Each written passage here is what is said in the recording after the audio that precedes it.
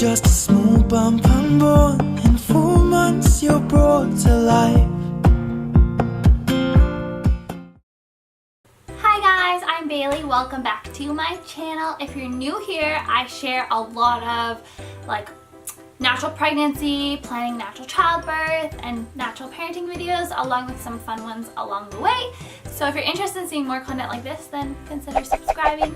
And if you're not new here, then welcome to another video. I don't know why I did that in like a sing-song voice. Today I am going to talk about 10 pregnancy symptoms and some ideas that you can do to naturally help relieve those symptoms. Now, a lot of the tips that I talk about in today's video have to do with the specific exercises that I talked about in my previous video, which I will link above for you, but I will also link it down below so that way you can watch this one and then watch that one after. If you haven't seen it, basically I just do 6 very important exercises that you should do every single day leading up to your pregnancy.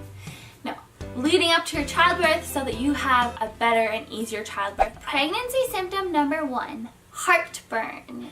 Well, first try to figure out what foods specifically are making the heartburn a lot worse. Try to avoid those foods, obviously. Carbonated drinks are a no-no. You can eat things like papaya, apples, toast, and yogurt. That will really help. And if you're vegan, you can do a non-dairy alternative for yogurt. I drank a lot of coconut milk because the heartburn would almost creep up and burn my throat, and I found it coated it so that I wasn't coughing and it was burning as much.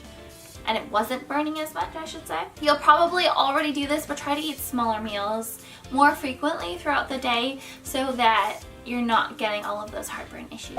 Pregnancy symptom number 2, hemorrhoids. I might as well just put it out there for the world that I was plagued with hemorrhoids starting in the first trimester. And I found if I were to eat meat, they would flare up, but I was able to completely cure them by cutting no meat and limiting my dairy. Actually, I think I cut out dairy. I cut out dairy as well. And I also had a prescription cream type of thing. It didn't work as well as coconut oil. I loved raw unrefined coconut oil, and I would just use it every time I got out of the shower. So the obvious one is avoid constipation, improve your circulation, do pelvic rocks. When you're sitting on the toilet, put your feet on a stool. It helps relieve a lot of pressure. Take warm sitz baths, do the Kegel exercises, and of course, increase fluids. I feel like that's an obvious one. Drink lots of water. Okay, pregnancy symptom number 3, gas. Don't be embarrassed. I mean, I'm sure you're not at this point in your relationships anyways. So what you can do is lie down and do some abdominal breathing, pelvic rocks, and again, avoid carbonated drinks. Pregnancy symptom number 4, exhaustion. I'm really tired now that I have a baby because he doesn't really sleep through the night, and my husband is always telling me to take naps during the day, and I cannot nap. I always say to him, if I have a nap during the day, then you know I'm pregnant. When I was pregnant, I napped every single day, and it was like a necessity. I would just fall asleep. And this was at work, I would nap. But honestly, when it comes to exhaustion, just don't overdo it, guys. You're pregnant. Do not feel ashamed to tell your boss that you need to leave work early, or, take some time off, whatever you need to do. Pregnancy symptom number 5, bleeding gums. You need to really increase your intake of vitamin C, and if you haven't seen my superfoods video, I will link it in the cards above right here. Go and watch it after this video. It will give you some great superfoods that you can consume during pregnancy. But the key one here is acerola powder. Add that to your water. I honestly don't find it has a taste to it, but some people prefer it with orange juice, so that's fine. That is one of the highest natural sources of vitamin C that you can find. And I would highly suggest going to your dentist when you're pregnant more frequently than you typically go to the dentist. It's really common to get pregnancy gingivitis, so just to get your teeth cleaned will help with the bleeding gums. Pregnancy symptom number 6, varicose veins. So obviously avoid standing if you can. Avoid standing in one location. So if you do have to stand, maybe move around a little bit, shift the weight from leg to leg. Tailor sit on the floor. Do pelvic rocks. Do ankle circles with flexed feet several times a day. The next pregnancy symptom I'm going to talk about is backache.